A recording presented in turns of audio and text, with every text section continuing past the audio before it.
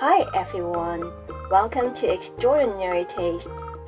Lotus wood is available all year round. Nevertheless, their quality and price are at their best during the fall harvest season. They've crunchy, starchy texture and a subtle sweet taste similar to jicama. It's normal to have light brown spots on their surfaces because they grow in shallow mud ponds. Good ones should be heavy and firm without mold, soft spots, or bruises. Cut off the nokes to separate the sections. The nokes are hard and we don't use them in cooking. Good fresh lotus wood should be light pink after peeling. Shake vigorously in order to remove any dirt or mud inside. Lay it flat on a cutting board. Slice them thinly to about 1 to 2 centimeters. You may see strands of bread when the lotus wood is cut. Don't worry about it. This is a natural phenomenon of lotus wood and will not affect its taste. Rinse again after cutting to remove some starch, so it won't stick to the pan as easy while stir-frying. Also, it'll wash out any dirt stuck inside the holes. But be gentle, hold the pieces flat and wiggle. Otherwise, they can break.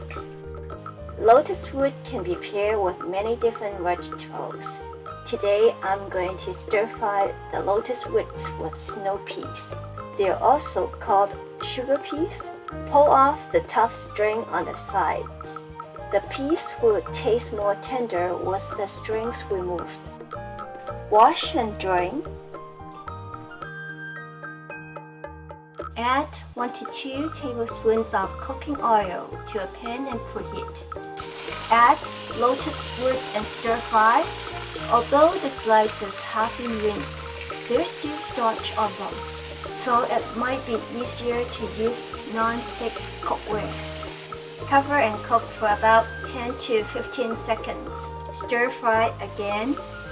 Repeat the process for about 2 to 3 minutes, depends on your preferred crunchiness. Add 1 tablespoon of water.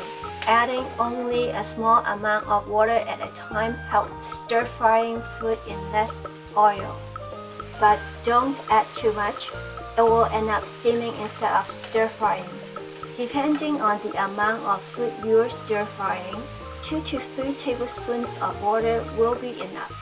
Of course, alternatively, you can use more oil, which can also greatly increase the smoky wok flavor.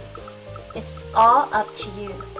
After stir-frying the lotus roots for 2 to 3 minutes, add in the snow peas, then cook for another 2 minutes for a total of about 5 minutes. It can be seasoned with any of your favorite sauce.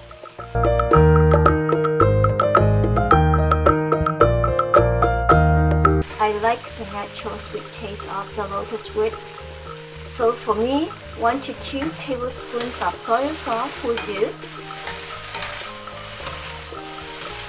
It's done! So easy, yet very delicious. Hear the crunch? Thank you for watching. I will see you next time.